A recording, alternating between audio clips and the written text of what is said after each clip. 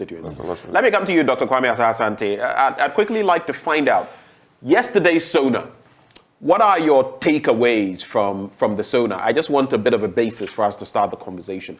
What did you make of it? What were the highs and the lows, the pluses and the minuses? That's a good one. That's a good one. Because I listened with rapt attention what that transpired, and I put down a few things. But to kickstart the conversation, I'll touch on a few so that it will serve as a catalyst for the conversation as we roll on. If you look at the president's speech, it touched on the issue of women and the fact that they have contributed significantly towards human rights development of this country and all over the world. And President did not lose sight of that fight. And then he expressed it because yesterday was Women's Day. All right. He touched on the economy, how far we have come in terms of where we are in February 2020, and then where we are now. And then move on to touch on other areas such as our talks with IMF, the issue of the economy, real figures. And then he concluded by talking about other areas such as education, infrastructure development, and the rest of them. If you ask me that I need to do a proper assessment, then I'll go with the balance sheet, the pluses, the minuses.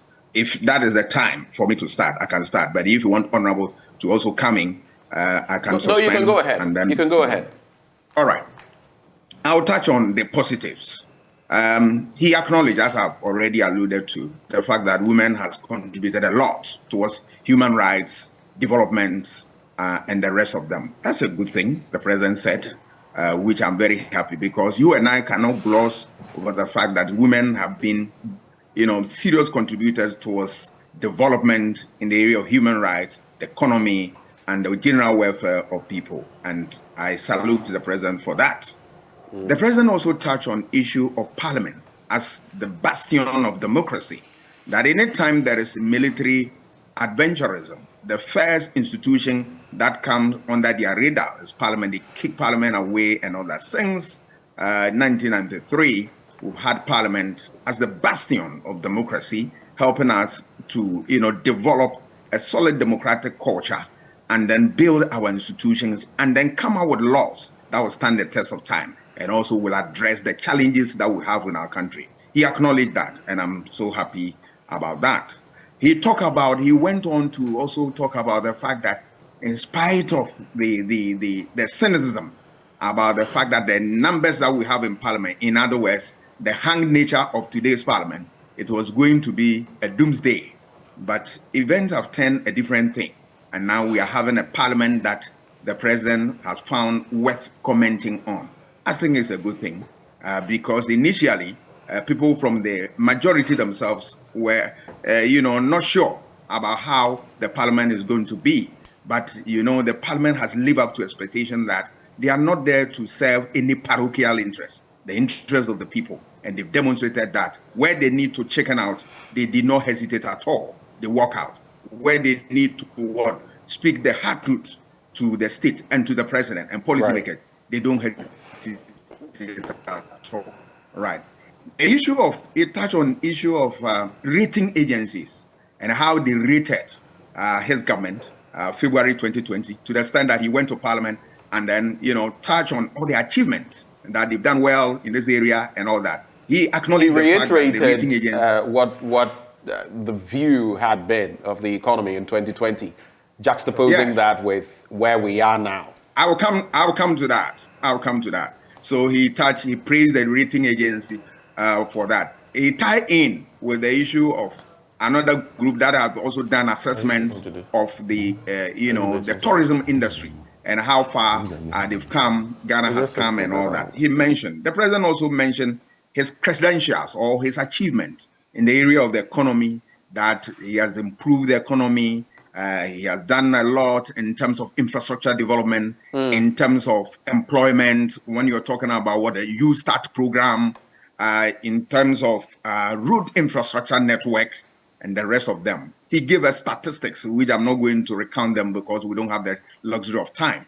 But he gave a whole gamut of things that they've done, and that really gave the people the opportunity to renew his mandate for him after 2020 election. He also touched on the fact that the country has been successful in implementing the DDEP, the Domestic Debt Exchange Program, successfully, and the rest of them. He touched on also the fact that the state has done a self-introspection and realized that import bill is so high, and that he has taxed the body. They are working out all the fine details about the program, which is about to start, that will, lay to rest the problem of high import bill, and which is affecting our economic fortunes. I think these are very good pointers.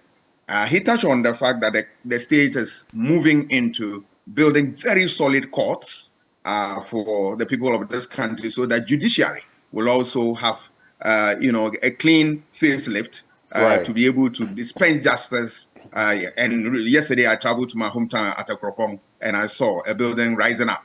That's a good thing. He talked about the fact that the government has also employed drones in delivery of health critical needs. In fact, he mentioned it was the largest in the world. Yeah, largest in the world. And he touched on my village, or Menako, which is my village, all right, that it has received this thing, and other parts of Ghana. I was so fascinated because you'll know about health. I have lived all my life in rural areas, and sometimes somebody is sick, and then the immediate health post there cannot be of assistance because we need these things. And he has served them and served them well. Issue of educational infrastructure that you talk about, that we have seen a lot of development in terms of buildings, facility, and whatnot. He also talked about the digitization, all right, which I commend the government, because we have seen immense digitization program. And I will also take the opportunity to congratulate Dr. Baumia for leading that charge. It's a good thing. On my building now and other places, you can see, identification signs, and that it's easy to give your address to anybody to find places and all that. It makes life easy. He called the vice president Baumia. Baumia. I don't know whether he's talking about evangelist Baumia or that was another thing. Yeah. But that was on another side. But he talked about the You Start program, which I find very, very interesting. If government so, is going Doc, pardon the interruption. You seem to be highlighting, yes, some of what he said, but I would like you to focus more on the highs and lows so that we can spread out the conversation. Yes, I am going to the lows. I'm going to the lows. Having said this, but I'll touch on the You Start, which is a good one, that young people just start something. The state is ready to support you. We want people to create their own jobs. Let the private sector takes its own initiative and move on. For me, that was a call to that, direction, which I think is good. Having said that, what are the low points that I took from this? I was surprised, but I also reasoned that I shouldn't be surprised that this, ugly spectacle we saw in Ashaiman never featured in the President's State of Nation address. I was so surprised. Right. And I was hurt. You see me, especially as he is Commander-in-Chief of the Ghana Armed Forces. And that is why I am in a red shirt today. Democracy has dipped by one point, because people, including he himself, have really fought for democracy in this country. So for him, for something of this magnitude to happen, and the president will just close his eye to it, I find it very, very unfortunate. And I think we deserve something better. This should have occupied the attention of Mr. President. Look at the inhuman treatment meted out to people who have done nothing wrong. All right. Let me also sit here and now that the killing of the military, officer, I don't support it one bit. No human being should die in the hands of any human being. All right. It should be a natural cause, a cause born out of illness and all that. So why do you kill a soldier? All right. Why do you kill even a human being? You don't have that mandate. And I condemn that. Those who did that, the state must look for the opportunity and get them and let them face the music. But I condemn the military and that they went there in that fashion. treating us like animals. Imagine you went to visit your friend, a family, Ben, and then you were caught in this. What would have happened? If any of those who think that, they don't need apology, all right, their children were caught in this, or their families, a sick person in the community, they are very unfair. It's a shameful act, and Ghana Armed Forces must come clean on this and then come and apologize profusely without giving us condition that we apologize this and will not and all that. That came from the deputy minister. It's unacceptable. We don't accept that. People have really fought for democracy, and people like us will stand all the time and defend democracy. I mean, it is not a good thing. It's a sorry story, and my pain is that this is going to go into the U.S. State Department report on human rights, and it's going to, affect our democratic credentials. It's definitely going to be a blot on our democratic work. I would have you hold it there, and very important points you've made up to this point on especially the Ashaiman incident. I found it very unfortunate when Mr. President was concluding, and I hadn't heard anything on Ashaiman. I was wondering, is Mr. President saying he's not heard, seen, watched videos of what transpired? And I always say this. I shared yesterday, my thoughts on our group page as an entity, and I said that, look, sometimes we let certain things slide, but if you've seen military interventions or interference, which I have seen, not once, and you don't stem the tide of some of these things, maybe someday, it's like the saying, when they came for the Jews, we said nothing because we weren't Jews. Yet, when they came for us, then we started, shouting. So it's quite a situation that we have to deal with. But let me bring in Professor Charles But before Aka, you do, who is... Ben, let me tie something in before you bring my colleague in. Right. I mean, I'm not surprised, because I did say that I'm not surprised, because when the 8 people were killed in the last election, and then the president was pronounced as the winner of that election, the president shy away in his speech that accepted that position and all that. He shy away and never commented on that. And he's becoming consistent. And I'm not happy that I have a president and who has stood all his life, worked as a human rights supporter. And we are seeing aberrations of this nature, and Mr. President will not talk about. I think that, Mr. President, this one, no. Doc, I hear you have to move on to other matters. You may have a lecture. So yes. I'll just let you proceed then, because I wasn't privy to this. I'll let you now proceed with whatever else you have to say. There were issues, for example, on the economy. He says his administration is not to blame. And that, they inherited debt and all of that from previous administrations. The vaccines, I remember seeing Menta Kando, Kwame Menta Kando, hoisting that A4 sheet on shortage of vaccines. And I think one of the clerks of parliament came in, because I think there's been some agreement, the MPs can clarify. I think at a point you decided there wouldn't be the use of placards, something like that. I saw a clerk, I think, come to him and tell him to...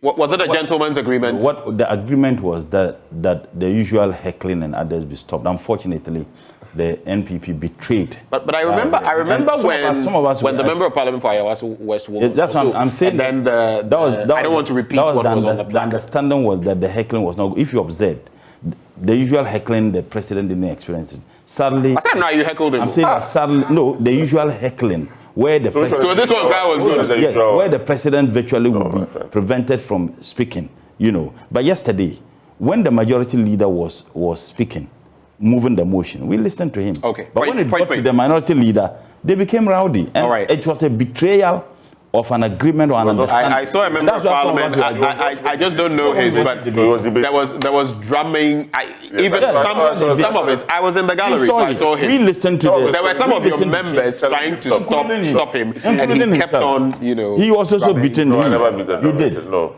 You see how bad it is. We can save that for later. Just hold for me. How bad it is. So, Dr. Kwame Asah Asante, the economy and what Mr. President said, the shortage of vaccines. And what he said, he did say that it was very worrying for him. Then, one thing that really got me interested, my interest peaked, his reaction to the freedom of speech and diplomats, and saying that it's so much of an issue in Ghana. I mean, it's so free to speak that even diplomats, so to speak, are poking their noses. Those were not his words, but literally are poking their noses where they do not belong. Immediately, I heard the minority side shouting John Benjamin. Because you remember, campaign leader. He was vociferous on social media and in interviews criticizing the former administration. I know some party people on social media went after him, but I did not see any mention of that from an office as high as the president's. What are your reflections on some of these before we take leave of you? I found it as very worrying. Why am I saying that? Because this is the same president whose government was appealing to diplomatic corps to help the government to deal with the debt servicing with what China and the German ambassador. All right, you have impressed upon them that they should help you, so that they speak to the powers that be, so that they forgive you of your debt or help you to restructure. And then the person also comes out that, yes, right, you need to also fix something, and that this is it. And then Mr. President is not happy. And I have observed, Mr. President, from that angle, that yes, he always liked praises, right, but criticism, he hardly want to take. The former Dutch ambassador spoke about Ghana beyond corruption, not just Ghana beyond aid. I think sometime in 2019, he stoked the ire of this administration. There was the recent one from the German ambassador. There was another one, I think, either from whether the Danish ambassador or something. But it appears whenever that comes up, there is a pushback. Is that good for us in the diplomatic space? It is not. It is not. Because, look, when you need help, you want to get to them. But you don't want them to what? Have a say in the way you run affairs. Now, the very affairs that you have not run well, for which reason you are going to them for remedy, for solution, you are not prepared for them to also comment on. Then why do you go to them in the first place? I think that approach is wrong. It doesn't help anybody. And then, it doesn't make us what? Trustworthy within the eyes of people within the global system who are the movers and shakers of the system. I think that my advice to Mr. President is that he should reflect on these things, and that always he is not going to get all the praises all the time.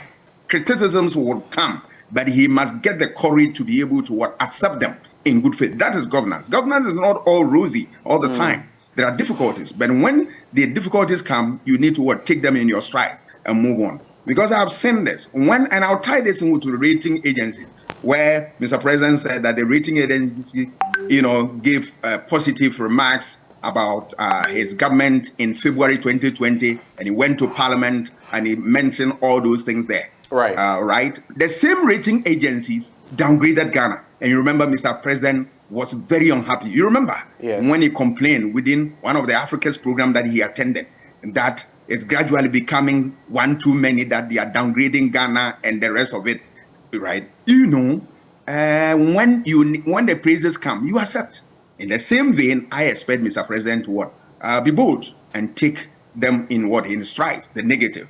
That is not good enough, and that is my point on that issue of COVID and how COVID money was used. But I'll touch on the COVID first.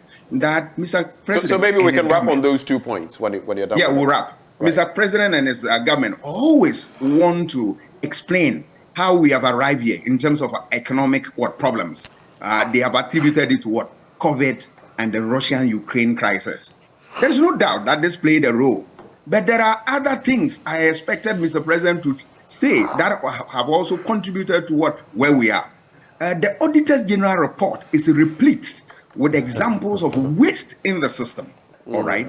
Ghana Integrity Initiative has told us that we lose $3 billion every year. And if you look at that, and we're going for IMF, facility of $3 billion. If we manage corruption very well, we wouldn't need that facility. If you look at the Auditor General report, the financial, problems that we have in that report, if you plug all those things, I'm sure we are not going to look for any resources from anywhere. It means that there's waste, and Mr. President should accept that. There is also the size of government, which is always affecting. I have said, and I'll continue to say, that you don't need a big size of government to be able to deliver. Otherwise, China will use about 100 million people to govern because of their size. That's not true. You can make do with 19, and I've said it. With the Constitution said the constitutional mandate, cabinet ministers. Yeah, they can have 19 And the constitution also says that you have regional ministers, 16.